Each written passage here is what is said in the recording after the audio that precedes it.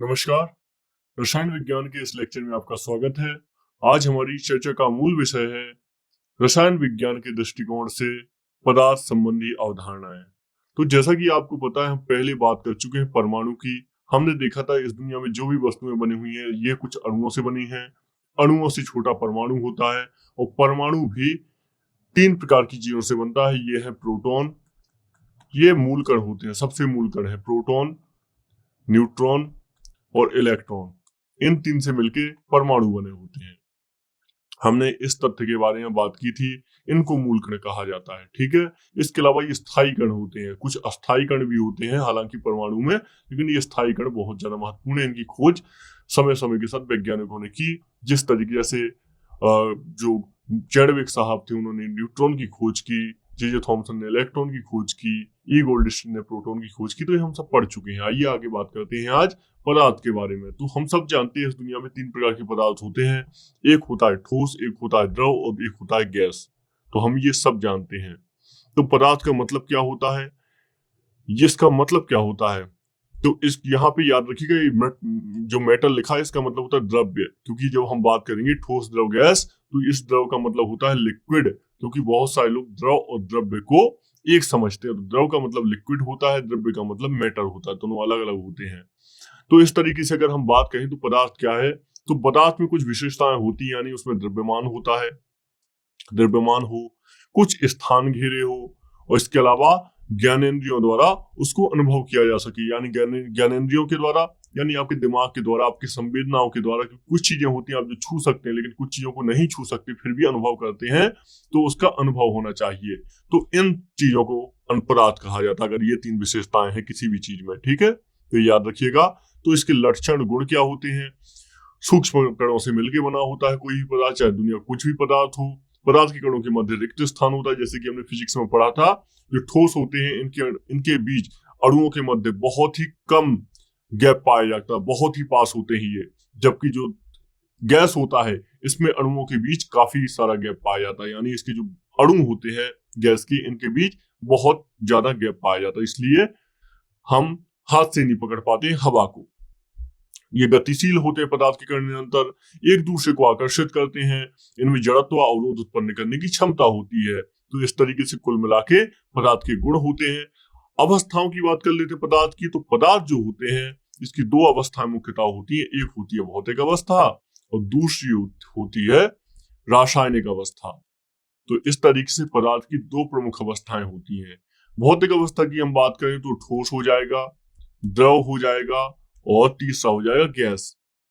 जबकि रासायनिक अवस्थाओं की हम बात करें तो इसमें दो अवस्थाएं होती है। एक शुद्ध पदार्थ इसका होता है और एक होता है अशुद्ध पदार्थ। इसका मतलब क्या हुआ शुद्ध अशुद्ध का, क्योंकि हम जानते हैं कुछ तत्व कुछ चीजें जो होती है कई सारे तत्वों से बनती है, कुछ चीजें होती है एक ही तत्व से बनती हैं। तो देखेंगे आप शुद्ध पदार्थ में देखेंगे तो इसमें देखिएगा तत्व आ जाएगा और इसमें आ जाएगा यौगिक शुद्ध पदार्थ में। तो यौगिक भी दो होते हैं, कार्बनिक यौगिक होंगे और तत्व होंगे, धातु उपधातु होंगे। जबकि अशुद्ध में क्या आ जाएगा, इसमें अशुद्ध पदार्थ में आ जाएगा मिश्रण। मिश्रण तो मिश्रण समांगी भी होता है, अश्मांगी भी होता है, यानी विषमांगी मिश्रण भी होता है। तो इस तरीके से आप देखेंगे ये पूरा जो पदार्थ है तो हम इसको दो भागों में मुख्यतः बांट सकते हैं, भौतिक और रासायनिक पदार्थ। ठीक है, तो ये सब आप याद रखिएगा। चलिए आगे बात करते हैं अंतराण्विक बल। तो हमने अभी यहाँ पे बात की थी अंतराण्विक बल, क्योंकि हमने जब फिजिक्स की बात की थी हम अंतराण्विक बल को अच्छे से समझ चुके थे। जो जो अणु होते हैं इनके बीच में लगने वाला बल को अंतराण्विक बल कहा जाता है। ठीक है, ये आप जानते हैं बहुत अच्छे से, और हमने इस पर चर्चा भी कर ली थी कि ठोस में सबसे ज्यादा होता है, ठोस में ये सबसे ज्यादा होता है, फिर द्रव में, फिर गैस में होता है। तो इस पे हम बात कर चुके थे, यानी गैस में सबसे कम होता है। ठीक है, तो ये सब चलिए हो गई थी बात। आइए आगे बात करते हैं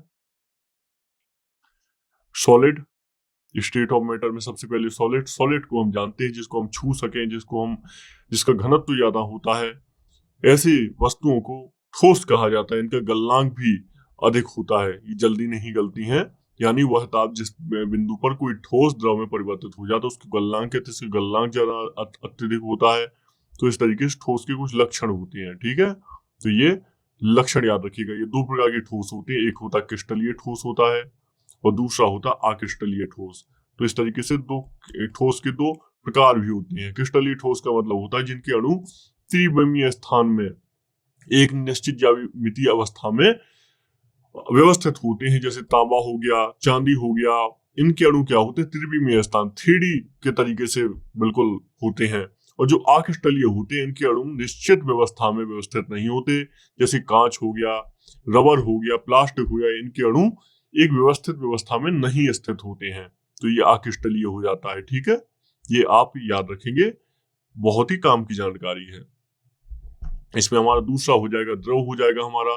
द्रव क्या होते हैं, द्रव का हम जानते हैं। तापीय द्रव क्या होते हैं, जिनको हम देख पाते हैं, लेकिन इनके अणु जो होते हैं ये ठोस की अपेक्षा थोड़ा दूर होते हैं। ठोस की अपेक्षा ये अणु कम घने होंगे, इसका घनत्व भी कम होता है ठोस की अपेक्षा, तो ये अवस्था द्रव कहलाती है। दूध, जल आदि हो गया। इसका क्वथनांक, इसके जो लिक्विड संबंधित एक महत्वपूर्ण शब्दावली है, यह क्वथनांक। क्वथनांक क्या होता है, द्रव को गर्म करने पर जिस ताप पर वह उबलकर वाष्प में परिवर्तित होने लगे उसको क्वथनांक कहा जाता है द्रव का। जैसे जल का क्वथनांक होता है 100 डिग्री, हम इस पे पहले ही बात कर चुके हैं। आइए गैस की बात करते हैं। ये एक एग्जांपल लिखा हुआ है, वो ही नॉर्मल एग्जांपल है। गैस की बात करते हैं तो उच्चतम तापीय ऊर्जा, उच्चतम तापीय ऊर्जा न्यूनतम आणविक बल के कारण पदार्थ के, जो उच्चतम तापीय ऊर्जा और न्यूनतम आणविक बल के कारण पदार्थ के अणु एक दूसरे से अत्यंत दूरी पर हो जाते हैं, स्वतंत्र अवस्था में बिखरे हुए रहते हैं।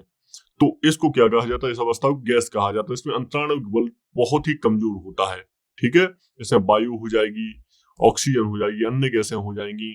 ठीक है, तो यहाँ पे आपको पढ़ने की आवश्यकता है। गैसों के व्यवहार के कुछ सामान्य नियम होते हैं, यानी गैसें एक नियम के अनुसार संचालित होती हैं, इसको गैसों के नियम कहा जाता है। ठीक है, तो आइए ऐसे ही एक दो नियम देख लेते हैं। और इसमें पहला नियम है बॉयल का नियम। ये आदर्श गैस संबंधी नियम है, ये दाब आयतन संबंधी होता है ये बॉयल का नियम। इस नियम में क्या होता है, स्थिर ताप पर गैस की निश्चित मात्रा, मतलब एक स्थिर ताप कर दिया जाए, इसमें निश्चित स्थिर ताप पर गैस की मात्रा, निश्चित मात्रा का दाब उसके आयतन के व्युत्क्रमानुपाती होता है। यानी एक निश्चित ताप पर, निश्चित स्थिर ताप पर गैस की निश्चित मात्रा का दाब उसके आयतन के व्युत्क्रमानुपाती होता है। ये है कुल मिला के इसका मतलब, उसके आयतन के व्युत्क्रमानुपाती होता है। ये इसका पूरा सूत्र हो गया। अर्थात स्थिर ताप पर गैस की निश्चित मात्रा का आयतन तथा दाब का गुणनफल स्थिर होता है। ये एक बॉयल का नियम था। एक ऐसे ही व्यक्ति थे चार्ल्स का नियम, इनको बोला जाता है आदर्श गैस संबंधी समीकरण। ये किससे संबंधित था, दाब और आयतन से संबंधित था, दाब प्लस आयतन से संबंधित था ये। और जो ये वाला नियम होगा चार्ल्स का, ये होगा ताप व आयतन से, ताप व आयतन। इसमें क्या होगा, इस नियम में स्थिर दाब पर गैस की निश्चित मात्रा का आयतन, एक स्थिर दाब अगर हम रख दें, एक हम स्थिर दाब रख दें हम, तो इसमें निश्चित मात्रा का आयतन, गैस की निश्चित मात्रा का आयतन उसके परम ताप के समानुपातिक होता है। तो इसके लिए समीकरण बनता है V समानुपाती T। तो V बराबर के टी, के नियतांक है यहाँ पे, तो V equal to volume equal to upon में टेम्परेचर इक्वल टू के, ये स्थिरांक हो जाएगा। तो ये कुछ नियम है। एक तीसरा ही ऐसा नियम है गैल-लुसाक का नियम। तो गैल-लुसाक का नियम क्या कहता है, ये दाब ताप संबंधी है। ठीक है, इस नियम के अनुसार स्थिर आयतन पर एक स्थिर आयतन कर दिया जाए तो किसी निश्चित मात्रा वाली गैस का दाब उसके परम ताप के समानुपाती होता है। तो स्थिर आयतन पर किसी निश्चित मात्रा वाली गैस का दाब उसके परम ताप के समानुपाती होता है। तो इससे निकल के आता है प्रेशर अपॉन में टेम्परेचर इक्वल टू के, यानी ये स्थिरांक है। ठीक है, चलिए तो ये आप याद रखिएगा। आदर्श गैस समीकरण को अगर हम देखें, एक आदर्श गैस समीकरण, तो आदर्श गैस समीकरण ये एक गैस जो बॉयल और चार्ल्स के नियम तथा आवोगाद्रो नियतांक, आवोगाद्रो नियतांक होता है कुछ, आपके लिए बहुत ज्यादा महत्वपूर्ण नहीं है। आवोगाड्रो नियम का पूर्णतः पालन करती है, आदर्श गैस कहलाती है। यानी चार्ल्स एवं बॉयल इनके नियमों का पालन करती है तो ऐसी गैस आदर्श गैस कहलाती है। हालांकि ऐसी गैस इस दुनिया में होती ही नहीं है। ये एक यूटोपियन भावना है, मतलब बहुत वैसी वाली भावना है कि ऐसा हो, लेकिन ऐसा होता नहीं है। ठीक है, तो ये आप सब याद रखेंगे। चलिए आगे बात करते हैं। Face change. फेस चेंज क्या होता है? पदार्थ की अवस्था में परिवर्तन की हम बात कर रहे हैं। तो पदार्थ की अवस्था में दाब और तापमान के द्वारा परिवर्तन होता है, हम जानते हैं। तो आप देखेंगे, आइए इसको बात कर लेते हैं, कुछ अच्छे से इसमें बात करते हैं। पदार्थ की अवस्था दाब एवं तापमान के द्वारा तय होती है, जिसमें आप देखेंगे ताप में वृद्धि और दाब में कमी करने पर ठोस, द्रव, इसको हम अच्छे समझते हैं, और गैस, ये तीन चीजें होती हैं, हम जानते हैं। तो ठोस होता है, इसका अगर संकलन किया जाए तो ये द्रव में बदल जाता है, और अगर इसको वापस जमा दिया जाए तो क्या हो जाएगा? ठोस बन जाएगा। इसी तरह द्रव आप देखेंगे, अगर इसका बाष्पीकरण कर दिया जाए, बहुत गर्म कर दिया जाए, द्रव को वाष्प बन जाए तो ये गैस हो जाएगा। अगर गैस को हम वापस से द्रव बनाना चाहते तो हमको संघनन करना पड़ेगा, संघनन, कंडेंसेशन करना पड़ेगा। कंडेंसेशन क्या होता है? उदाहरण के तौर पे गर्म गैस है, गर्म भाप है, और इसको आप ठंडे पानी के साथ मिला देते हैं इस भाप को, तो क्या होगा? ये भाप की जो गर्मी है ये ठंडे पानी को गर्म पानी में बदल देगी। तो बस यही तो है संघनन। बहुत आसान भाषा में समझाने की मैंने कोशिश की है, याद रखिएगा। ठीक है, तो इस तरीके से आप देखेंगे ठोस को द्रव, द्रव को गैस में। और अगर हमें ठोस को, आप देखेंगे, अगर हमें ठोस को सीधे गैस में करना है तो ऊर्ध्वपातन नाम का एक प्रक्रम होता है। ऊर्ध्वपातन, इसमें क्या होता है ऊर्ध्वपातन में? उदाहरण के तौर पे जैसे कपूर है, आपको आपको ऐसी कोई चीज से कपूर अलग करना है जो आप चाहते हैं मिश्रण अलग हो जाए, तो इसके लिए ऊर्ध्वपातन की सहारा लिया जाता है। आप कपूर को गर्म करेंगे, कपूर आपका उड़ जाएगा, वाष्प बन जाएगा, आप इसको फिर से ठोस में बदल सकते हैं। इसको क्या बोलते हैं? ठोस को वापस गैस में बदल सकते हैं, गैस को वापस ठोस में, इसको ऊर्ध्वपातन बोलते हैं। ठीक है, तो ये आप याद रखिएगा सारी चीजें। चलिए, तो अवस्था में परिवर्तन होता है, संगलन होता है, जमना होता है, बाष्पीकरण, संघनन, ऊर्ध्वपातन, निक्षेपण होता है, ये सब याद रखिएगा। ठीक है, तो निश्चित ताप पर ठोस के सीधे गैस में बदलने की प्रक्रिया ऊर्ध्वपातन कहलाती है। और निक्षेपण क्या होता है? एक निक्षेपण भी सुन लीजिए। निश्चित दाब पर गैस से सीधे ठोस में बदलने की प्रक्रिया, यानी ठोस का सीधे गैस में बदलने की प्रक्रिया होती है ऊर्ध्वपातन, और गैस का वापस से ठोस में बदलने की प्रक्रिया होती है निक्षेपण। तो ये आप डायग्राम जरूर याद रखिएगा, ये आपको बहुत ज्यादा हेल्प करेगा चीजें समझने में। आइए पदार्थ की कुछ अन्य अवस्थाओं की ही बात कर लेते हैं, क्योंकि आपने देखा पदार्थ की 3 अवस्थाएं। पदार्थ की चौथी अवस्था होती है प्लाज्मा। प्लाज्मा, तो प्लाज्मा क्या होता है? इस अवस्था में कण अति गर्म व ऊर्जावान और उत्तेजित होते हैं, तो इस अवस्था को क्या बोलते हैं? आयनीकृत गैस के रूप में ये अवस्थाएं होती हैं। इसमें एक विशेष चमक पाई जाती है, ये प्रायः अंतर तार के स्थान नाप के रिएक्टर तारों के वायुमंडल इत्यादि में पाई जाती हैं। उदाहरण की अगर बात करें हम, तो सूर्य, धूमकेतु, पुंछ आदि जगह, आदि चीजों में ये पाई जाती प्लाज्मा पदार्थ की चौथी अवस्था। ठीक है, चलिए, इसकी जानकारी लेग्यूमर ने दी थी, एक वैज्ञानिक थे। और 5वीं अवस्था है बोस आइंस्टीन कंडेंसेट। तो हमारी एक वैज्ञानिक थी सत्येंद्रनाथ बोस, तो इन्होंने और आइंस्टीन ने मिलकर एक रिसर्च पेपर प्रकाशित किया था। मुख्यतः बोस का रिसर्च पेपर था। इस अवस्था में क्या होता है? कण जो होते हैं अति शीतित व अनुत्तेजित अवस्था में होते हैं, मतलब बहुत ज्यादा ठंडे होते हैं। सामान्य वायु के घनत्व की 1,00,000वें भाग जितने कम घनत्व वाली गैस को बहुत ही कम तापमान पर ठंडा करने से ये अवस्था प्राप्त हो जाती है, यानी बिल्कुल अनुत्तेजित अवस्था। ऐसी अवस्था जिसमें कण मूव कर ही नहीं सकता, बिल्कुल ही अनुत्तेजित होता है, मूव ही नहीं करता है कण। इस अवस्था को कहते हैं बोस आइंस्टीन कंडेंसेट। ठीक है, ये अवस्था जो है सत्येंद्रनाथ बोस और अल्बर्ट आइंस्टीन ने इसकी जानकारी दी थी। 2001 में कार्नेल, कैटरले और बेमेन को यह अवस्था प्राप्त करने का श्रेय दिया गया और इसके लिए नोबेल पुरस्कार भी इनको दिया गया ये अवस्था प्राप्त करने के लिए। तो अपने आप में बहुत बड़ी चीज है। तो ये सब आप चीज याद रखिएगा। हालांकि पदार्थ और इसके अलावा पदार्थ के कुछ गुण भी होते हैं। फेज चेंज हमने देखा, पदार्थ के कुछ गुण भी होते हैं जिसमें दाब, पृष्ठ तनाव, श्यानता, प्लवन, प्रत्यास्था, केशिकत्व, ये सब एग्जाम्पल होते हैं। ठीक है, याद रखिए। मेल्टिंग क्या होता है, यानी पिघलने को मेल्टिंग बोलते हैं, हम जानते हैं। इसमें आप देखेंगे जो ठोस होता है लिक्विड में पिघल जाता है इसको मेल्टिंग बोलते हैं। जो उदाहरण के तौर पर बर्फ का पिघलना, तो हम जानते हैं इसको। चलिए, बॉइलिंग क्या होता है, बॉइलिंग यानी उबलना होता है, क्वथनांक जिसको बोलते हैं। अगर जल को 100 डिग्री सेल्सियस तक गर्म किया जाए तो वो उबलने लगता है, तो इसी को बोलते हैं बॉइलिंग। क्वथनांक, जल का क्वथनांक 100 डिग्री सेंटीग्रेड होता है, यानी बॉइलिंग पॉइंट। ठीक है, चलिए, कंडेंसेशन क्या होता है, यानी इसको संघनन बोलते हैं, संघनन। तो इसका मतलब होता जो वाष्प होती है, जो गैस होती है, इसको हम क्या करते हैं, इसको हम इकट्ठा कर लेते हैं, इसको फिर से, इससे क्या होता है, फिर से यूज हो जाता है, तो इसको संघनन बोलते हैं। वाष्प गैस को हमने जल की बूंदों के रूप में इकट्ठा कर लिया। उदाहरण के तौर पे इसको बढ़िया से उदाहरण समझते हैं। हमने बात की थी कि किस तरीके से बिजली का निर्माण होता है। तो आप देखते हैं पाइप से पानी आता है या फिर पाइप से गैस आती है, सपोज करें बहुत ठंडी भाप आती है, क्योंकि जो कोयले प्लांट होते हैं ना, उसमें बॉइलिंग में पानी गर्म किया जाता है तो उससे वाष्प बनती है, भाप बनती है। और ये भाप एक नोजल के जरिए ये किसमें, जो टरबाइन होती है, इसको हिट करती है, टरबाइन के पंखों को, तो टरबाइन घूमती है जोर जोर से। तो इससे क्या होता है, पीछे जनरेटर लगा होता है, ये जनरेटर आपके घरों तक बिजली पहुंचे, जनरेटर बिजली उत्पन्न करता है। आगे जो जनरेटर होते हैं यही और टावर के माध्यम से आपके घरों तक बिजली पहुंचाते हैं।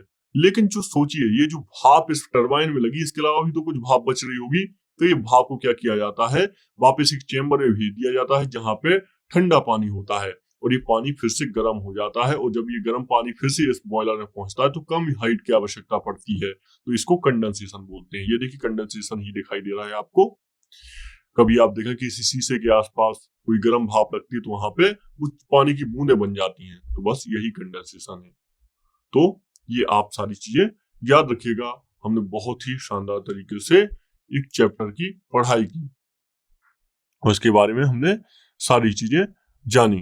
ठीक है, तो हमने पदार्थ की अवस्था की बात की। बस कुछ इनके शब्दों की बात कर लेते हैं जो आपके पदार्थ से ही संबंधित है। जैसा एक शब्द था दाब, तो दाब किस पे कार्य करता है, एकांक क्षेत्रफल पर कार्यरत दाब कहलाता है। यानी एक क्षेत्रफल, विशेष क्षेत्रफल पर कार्य करे, वो एक प्रेशर काम करता है, एक चीज कोई वो अदृश्य शक्ति काम करती है जिसको दाब कहा जाता है।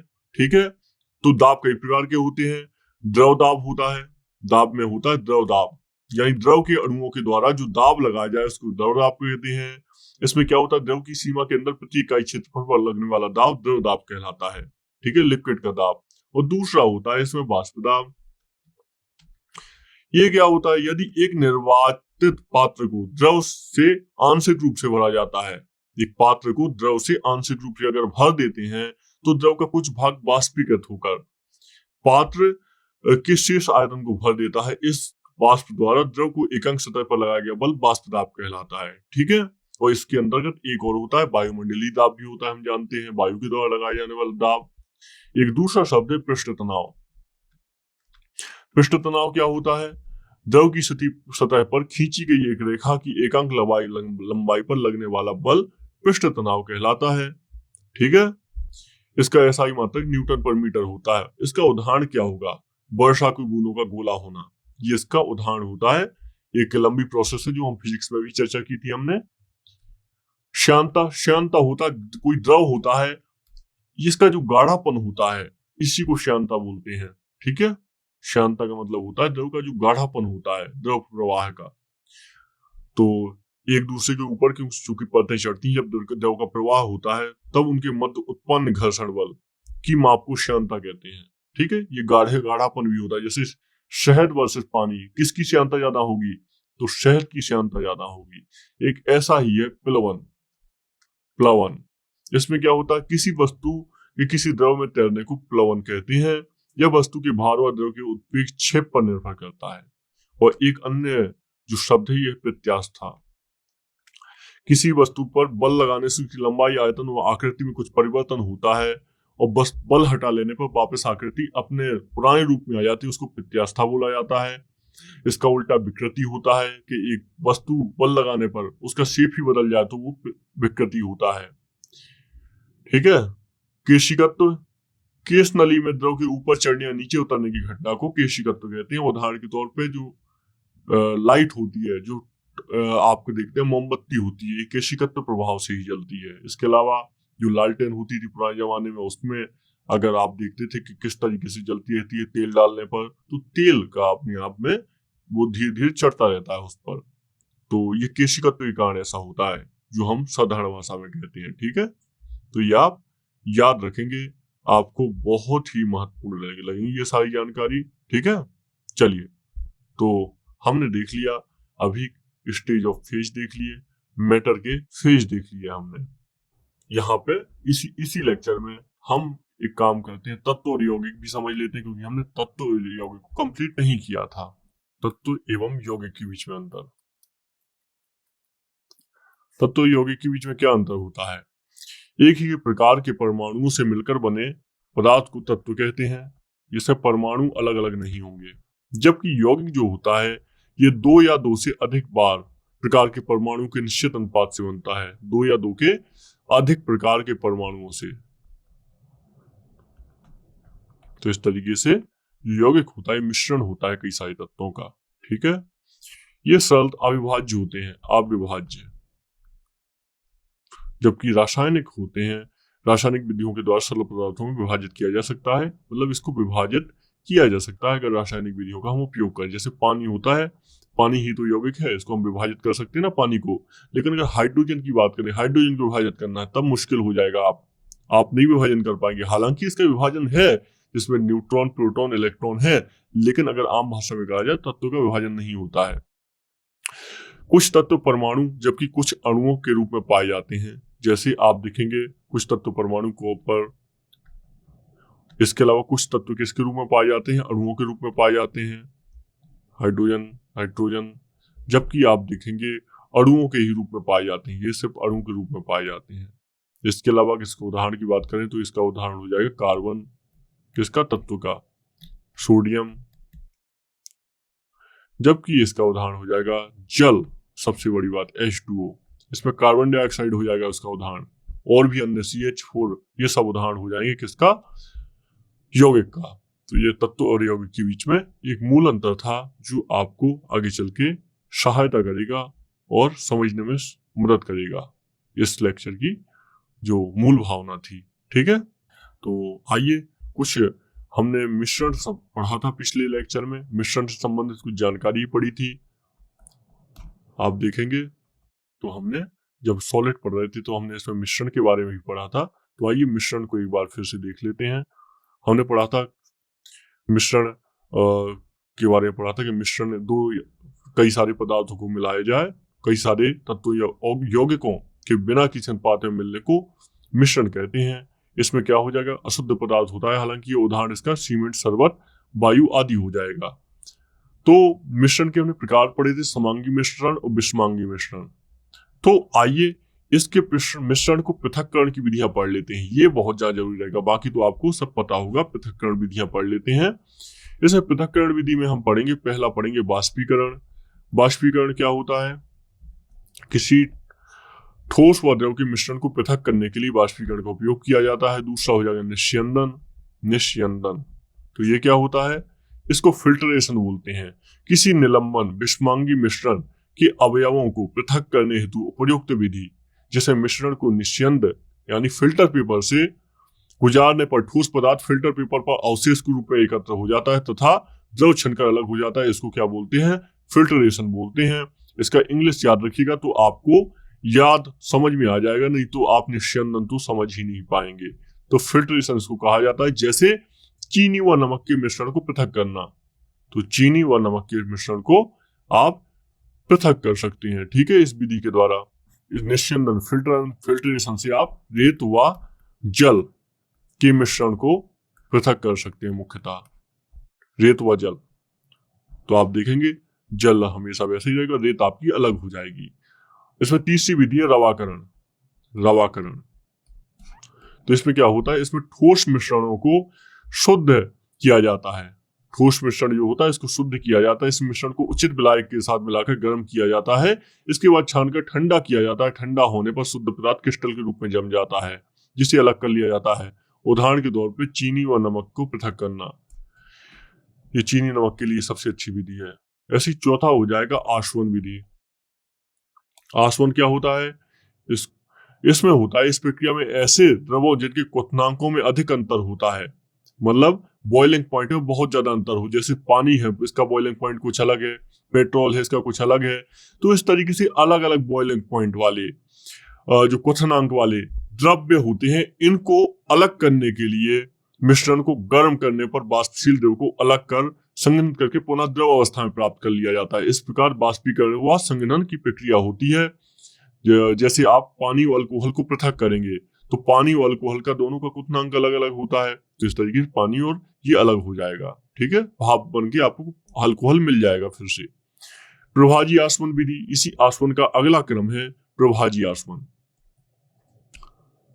प्रभाजी आसवन इसी का अगला क्रम है, इसको आंशिक आसवन भी बोलते हैं। इस विधि में ऐसे द्रव्य नहीं द्रव, इस विधि में ऐसे द्रव जिनके क्वथनांकों में बहुत कम अंतर होता है कि मिश्रण को पृथक किया जाता है। जैसे भूगर्भ से निकाले गए हाइड्रोकार्बन, कच्चे तेल, डीजल, पेट्रोल, केरोसिन, इन सब का पृथक्करण किया जाता है प्रभाजी आसवन के द्वारा।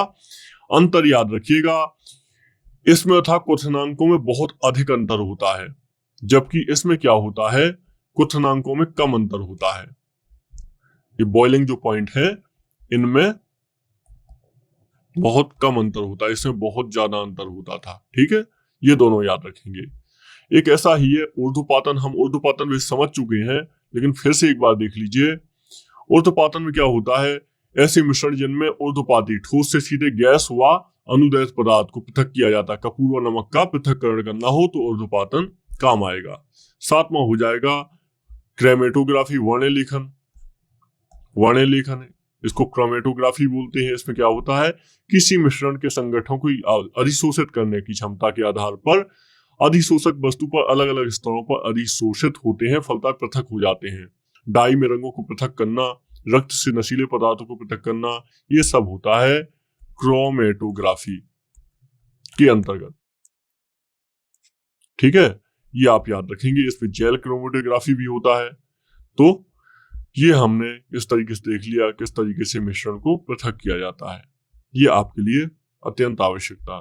तो हम अब इस लेक्चर को यहीं कंप्लीट करते हैं, और ये हमने पढ़ा। अब इसके बाद हम कुछ अन्य लेक्चर पर बात करेंगे जो आपके रसायन विज्ञान संबंधित है। ये लेक्चर इतना ही। नमस्कार।